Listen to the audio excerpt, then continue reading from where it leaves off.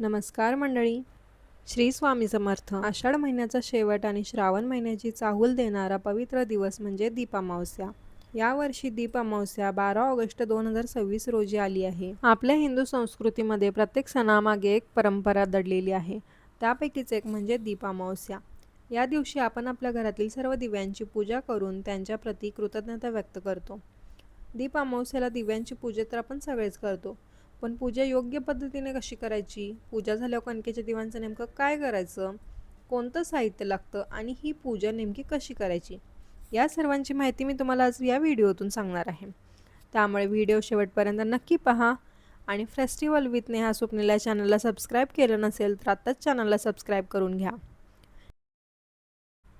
आपल्याकडे जितके दिवे आहेत तितक्या दिव्यांसाठी वस्त्रमाळा घ्यायच्या आहेत, काही फुलवाती घ्यायच्या आहेत, प्रसादासाठी साखर आणि गोड पदार्थ घ्यावा, अक्षदा, हळदी, कुंकू, धूप आणि अगरबत्ती, दिव्यांसाठी काही वाती घ्यायच्या आहेत. दीप प्रज्वलित करण्यासाठी आपल्याला आगपेटी आणि तेल घ्यायचं आहे. आपल्याला पूजेसाठी काही फुलेही लागणार आहेत आणि दिव्यांना ओवाळण्यासाठी कणकेचे दिवेही बनवून घ्यायचे आहेत, जे की विषम संख्येमध्ये असतील.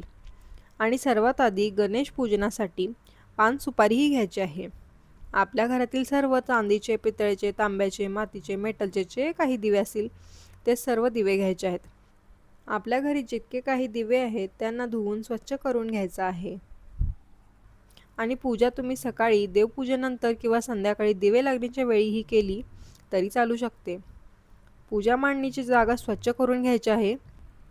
पाट किंवा चौरंग ठेवून त्यावरती लाल रंगाचे वस्त्र अंथरून घ्यायचे आहे. मग आपण गणेश पूजा करणार आहोत. त्यासाठी आपल्याला घरातील गणपतीची मूर्ती वापरली तरी चालेल, नसेल तर पान सुपारीची पूजा केली तरी चालेल. त्यासाठी आपण 2 खाऊची पाने घ्यायची आहेत. त्याच्यावरती सुपारी ठेवून त्याला हळदी कुंकू अक्षदा वाहायच्या आहेत. हळदी कुंकू वाहताना रक्तचंदनम समर्पयामी हा मंत्र म्हणावा. गणपतीला कापसाचे वस्त्र घालायचे आहे आणि काही फुले अर्पण करायचे आहेत. आपल्याकडे असतील ते सर्व प्रकारचे दिवे आणि समय आता मांडून घ्यायचे आहेत. प्रत्येक दिव्यामध्ये वाती ठेवायच्या आहेत. लक्षात ठेवा, वाती जोड वाती असाव्यात, एक वात कधीही लावू नये. प्रत्येक दिव्यामध्ये तेल ओतून घ्यायचं आहे.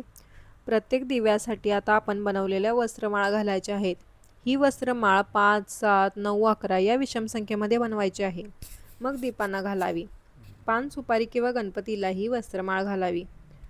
प्रत्येक दिव्याला फुले वाहून घ्यायची आहेत. पान सुपारीलाही फुले वाहावीत.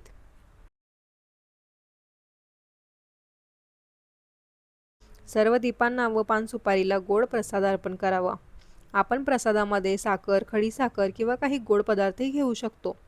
प्रसाद दाखवताना नैवेद्यम समर्पयामी हा मंत्र नक्की म्हणावा.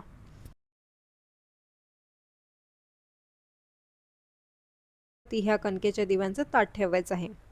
कणकेच्या दिव्यांमध्ये फुलवाती घालाव्यात आणि शक्य असल्यास तूप घालावे. जर नसेलच तर तेल घातले तरीही चालते. आता सर्व दिवे लावून घ्यायचे आहेत. देवाप्रमाणे प्रत्येक दीपांची पूजा आपण आज करायची आहे.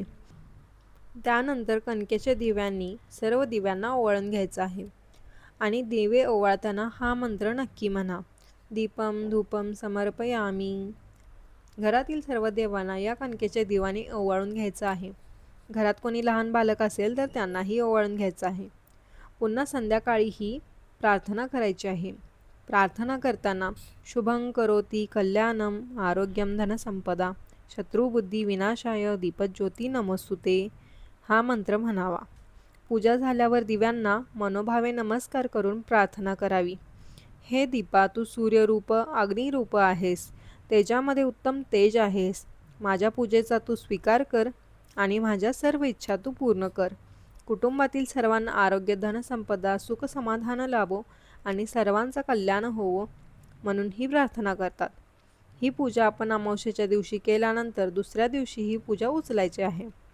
या कणकेच्या दिव्यांमध्ये आपण थोडेसे गूळ घालून हे दिवे बनवलेले असतात. त्यामध्ये तुपांच्या वातीही लावलेल्या असतात. त्यामुळे हे दिवे खाल्ले तरी चालतात. नसेल खायचं तर आपण या दिव्यांना गाईला खाऊ घालू शकतो. अशा प्रकारे तुम्ही देखील दीप अमावस्या साजरी करा आणि माझी पूजा तुम्हाला कशी वाटली मला कमेंट करून नक्की सांगा. चला तर पुन्हा भेटू नवीन व्हिडिओमध्ये. श्री स्वामी समर्थ.